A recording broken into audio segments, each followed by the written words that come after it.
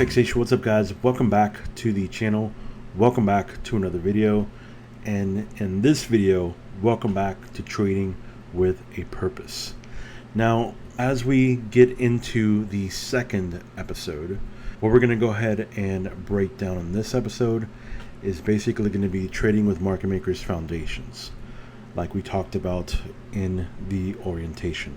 We're going to go through a lot of different things. Make sure that you're paying close attention, taking down notes, a lot of information. If you guys are new to the channel, welcome to Trading with a Purpose. I hope this video brings you a lot of value, and I hope all of the videos that I do for the next year bring you a tremendous amount of value to you. If you don't know what we're doing, we're just going through our entire strategy step by step throughout a whole year, watching four pairs: pound USD, pound JPY, NAS 100, and gold. If you want to get all the information, all the details, just go back to the orientation or check out the playlist Trading with a Purpose 2025. But with that being said, let's go ahead and get this video started, guys. In trading, we often hear the term market makers, but in reality, who are they and why do they matter? So let's talk about who the market makers are. So market makers are institutions that create liquidity, set pricing, and essentially control the flow of the market. Without them, the financial markets would be inefficient and lack proper price discovery. So there's going to be two types of market makers. The first one is primary market makers, basically central banks. These institutions have the greatest control over currency prices. They influence the forex market by adjusting interest rates, monetary policy, and currency supply. So an example of this would be when the Federal Reserve raises interest rates. The US dollar strengthens, affecting all USD-based currency pairs. Another example would be the European Central Bank does the same thing, adjusting the value of the euro based on inflation, economic growth, and political stability. The second is the secondary market makers are basically prime banks and institutions.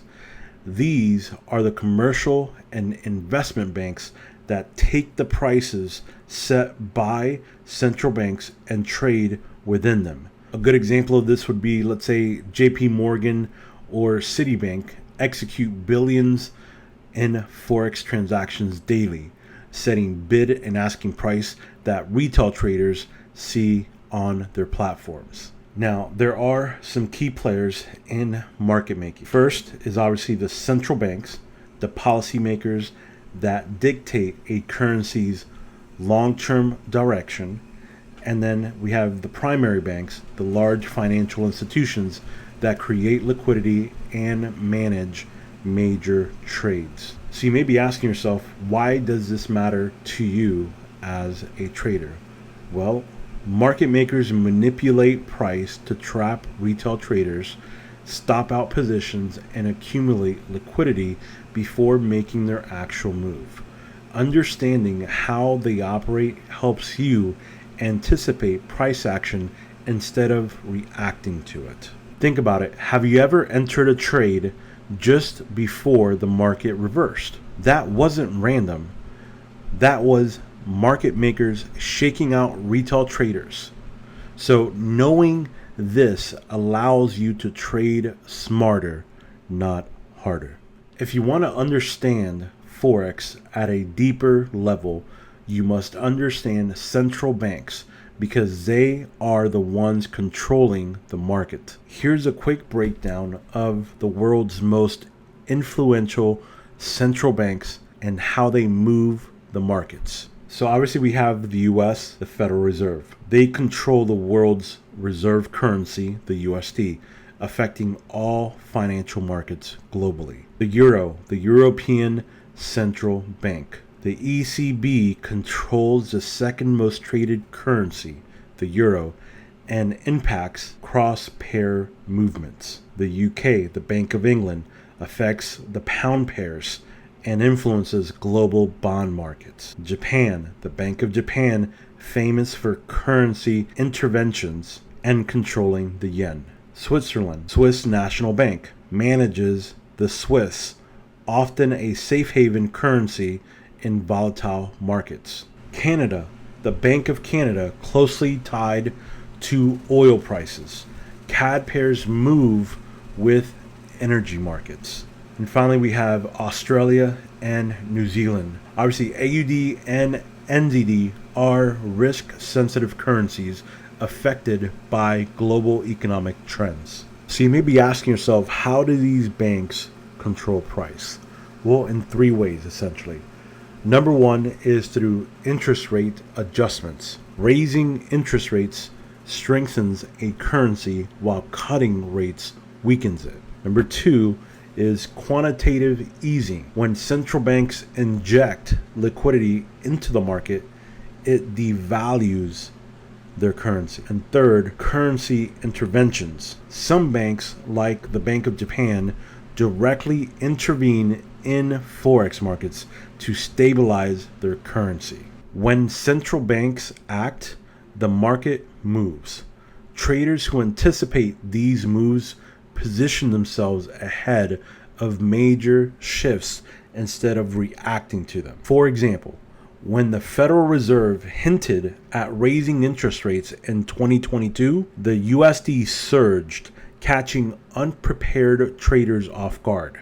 Now, knowing these fundamentals keeps you ahead of everyone else. Now that we understand central banks, let's shift our focus to the institutions that make the market move on a daily basis. The top institutional market makers. These financial giants are responsible for executing massive trades, setting forex spreads, and absorbing retail liquidity before making their own moves. Top institutional market makers and their roles. Let's take a look at them. The first one is Citibank, the largest forex liquidity provider, handling transactions for governments, corporations, and hedge funds. JP Morgan, a dominant player in intrabank forex trading, executing major currency transactions worldwide. HSBC, one of the largest market makers in Asia and European markets. UBS, a Swiss-based leader in forex, known for strong control over Swiss. Bank of America, a major U.S. institution providing forex liquidity to corporate clients. Deutsche Bank, heavily involved in European forex trading, especially Euro USD. And HTX Markets, a top non-bank market maker specializing in algorithmic and high-frequency trading. So how do these institutions move the market? Well, essentially they do it in three ways. Number one is liquidity creation. They provide the necessary buy and sell orders to facilitate trading. Number two, order flow manipulation. So large banks often use stop hunting techniques to clear liquidity before taking their real positions. And third, news and economic events. Institutional traders react to news before retail traders even get a chance. So here's why this matters. Have you ever wondered why stop losses get hit before price moves in your direction? That's these institutions at work, sweeping liquidity before making the real move. Have you ever noticed how price consolidates before breaking out? That's market makers accumulating orders before an explosive move. How can you use this to your advantage? Well, typically there's three things that you can do to use it to your advantage. Number one, don't chase price. Market makers trap retail traders into bad positions before reversing. Number two, watch for liquidity grabs. Learn to spot manipulative moves before big institutional trades kick in. And number three, follow the money. Institutions don't trade randomly. They target liquidity zones. By studying how market makers operate, you can align yourself with them and trade with them instead of being on the losing side. Market makers control liquidity in financial markets, but their true goal is to manipulate price action in a way that traps retail traders and maximizes their own profits. So let's go through their most common tactics that they use. So number one is they create confusion and anxiety. So market makers don't want you to trade with confidence. They want you to act emotionally. They use rapid price movements, fake breakouts, and sudden reversals to shake out traders out of their positions. The goal is essentially to make traders react based on emotions rather than logic. A good example of this would be you see a strong, let's say, bullish move, and you enter late. Suddenly, price reverses violently, stopping you out, and then continues in the original direction after taking your stop. Now, think about retail traders a lot of times do the same thing. So they're not going down to just specifically take your orders. There are hundreds of orders that are sitting in the same place. So don't think about the fact that they're just going for your specific order. They're going for everybody's orders that are all located in the same area. The second thing they do is persuade traders to take bad position. Retail traders love to chase price, thinking a breakout means a trend is forming. Market makers manipulate price to bait traders into entering at the worst possible moment. Once they've convinced enough traders to take positions, they reverse the price and trap them. So an example of this could be you buy into a breakout only to see price collapse right after. This isn't bad luck, it's intentional. So a key takeaway from this is essentially the market is designed to confuse and manipulate retail traders. If you don't understand how market makers operate, you'll always be at their mercy. So here's 3 things that you could do to essentially trade with the market makers. And that's number 1, avoid emotional trading. If a move looks obvious, question it. Number 2, be aware of liquidity zones. Market makers target stops before moving price. And number 3, focus on smart entries. Wait for stop hunts instead of chasing price. So now that you understand how market makers create confusion and bait traders into bad positions, let's talk about how they systematically remove retail traders from the market. So the first thing that they do is that they collect orders via stop hunts. Market makers know exactly where traders place their stop losses. Retail traders cluster stops around support, resistance, and swing highs and swing lows. That's where we put all of our stops. It's all common sense. These people already know this.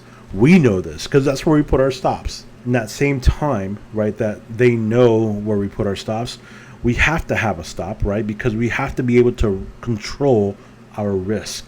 So market makers push price into these areas on purpose to trigger these stops and collect the liquidity that's sitting there. So have you ever had your stop loss hit by a single wick before price moves in your favor? That's not random. It's just a liquidity grab. Number 4, they force traders into margin call. Market makers also target over-leveraged traders. So they aggressively push price against traders, forcing them into margin calls and liquidation. When traders get liquidated, market makers collect those positions as liquidity to move the market further. Think of a trader that risks too much on a trade and a small 20 to 30 pip move against them forces their account to blow up. This is when you use essentially a bigger lot size than what you should based on the capital that you have in your account. Market makers manipulate price not just to trap traders, but to systematically remove them. If you don't understand liquidity grabs and manipulation, you will always feel like the market is haunting you. 3 things that you could do to trade with market makers. Number 1, avoid emotional trading. Again, if the move looks obvious, question it. Be aware of liquidity zones. So market makers target stops before making price moves. And 3, focus on smart entries. Wait for stop hunts instead of chasing price. Now, market makers don't just influence where price moves, they also manipulate how your trades get executed. Here's how they do it. So the first thing is requote orders. Have you ever tried to enter a trade at a certain price only to see it filled at a worse price? Have you ever had that happen to you? Market makers delay execution to adjust the price slightly in their favor. So this ensures obviously that your entry is worse and their profits are higher.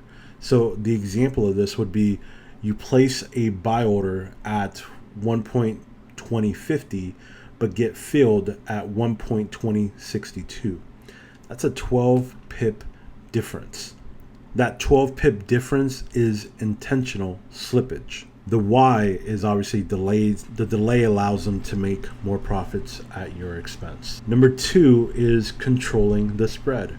Market makers widen spreads when volatility increases. If spreads jump suddenly, retail traders end up with bad fills, bad entries, and unnecessary losses. So right before a major news event, let's say the spread on pound JPY jumps from 2 to 10 pips. That makes it harder for traders to get a fair price. Why? Well, this discourages traders from entering and traps existing ones. 3, stop hunts and algorithmic manipulation. So market makers use algorithms to detect clusters of orders and push price into those zones before reversing. This is why price often wicks into a key level before reversing.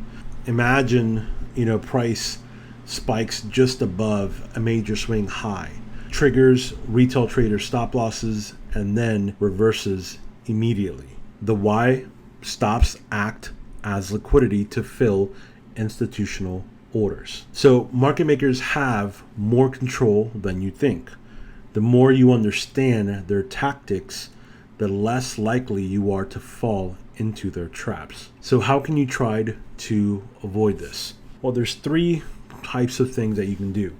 Number 1 is you can use pending orders at liquidity zones instead of market execution, especially for news events, if you're trading news events. 2, you can avoid trading during low liquidity periods when spreads widen. And 3, recognize fake breakouts before committing to a trade. Now let's talk about market maker restrictions. So market makers may seem like they have unlimited power, but they do have limits. So what can the market makers do and can't do? Essentially, number 1 is regulatory restrictions, IMF and global oversight. So market makers can't manipulate price too much, or global regulators will intervene. The IMF and central banks monitor for extreme manipulation. If price volatility gets excessive, interventions can happen to stabilize the market. So if, for example, if a currency moves too aggressively, a central bank may step in to control the movement. The second thing is daily movement limits. So ADR ranges, right? Most Forex pairs stay within a fixed daily range. Typically, you're talking about 200 pips for major pairs in a day. If price extends too far beyond the ADR, the probability of a pullback or reversal increases. So if, let's say, Euro USD moves 300 pips in one session, market makers will likely slow price action or reverse the move. 3 is liquidity constraints. So market makers don't have unlimited funds. If liquidity is low, market makers adjust spreads, delay execution, or slow price movements. Think of an example: if a market suddenly loses liquidity, like after major news events, so price movements becomes erratic and unpredictable. So while market makers control liquidity, they also follow predictable cycles. Understanding these cycles can help you avoid unnecessary losses, but also trade smarter. So how does this help you as a trader? Well, I think there's three things here that help you the most. Is number one, track the ADR levels. If price extends far beyond ADR, expect reversal. Number two is trade with market cycles. Market makers follow structured patterns. Number three, be cautious of extreme moves. Big spikes often lead to corrections. Have you ever entered a trade only to see price spike in the opposite direction, hit your stop loss, and then move exactly where you originally expected it? That's not bad luck. That's a market maker trap. Market makers don't just provide liquidity. They manipulate price action to trap retail traders, induce panic, and accumulate liquidity before making their actual move. Let's break down exactly how they do this and how you can avoid falling into their traps. So the first thing is liquidity runs to take out stop losses. So what happens here? So market makers identify where traders have placed stop losses, usually at obvious levels like support, resistance, swing highs, swing lows. And then they obviously push price aggressively into these levels, triggering their stops or their pending orders. Once they've collected that liquidity, price reverses and obviously goes into their intended direction. An example of this, let's say, would be you place your order, you place a buy order at support, and your stop loss is just below it. Price dips slightly below support, stops you out, and then immediately reverses and goes bullish. That dip wasn't random. Market makers needed liquidity to fuel the actual move. You're not the only trader taking that buy at that location, and you're not the only trader putting the stop in the exact same location. So avoid placing stop losses at obvious levels. Market makers hunt predictable areas before moving price. Second thing is trap moves occur at key times. Market makers don't just manipulate price, they also manipulate timing. They execute liquidity grabs at specific moments throughout the week, day, or session. So an example of this would be like a strong bullish move happens right before London Open, making traders FOMO into a buy, only for price to reverse right after. This isn't random, it's just a designed liquidity grab. Wait for confirmation before entering positions. The first move is often the fake one. Weekly trap move, Sunday night to Monday Open. What happened? So at the start of the week, market makers need to establish a fake high or low. They push price in one direction on Sunday night into Monday's open, making traders believe a trend is forming. By midweek, price reverses sharply, trapping those traders. So let's say Sunday night, Euro USD spikes up aggressively and makes traders believe it's a breakout. Midweek, price reverses, wiping out those early buyers. So don't trust early week price action. It's often a trap. Number 4, daily trap moves.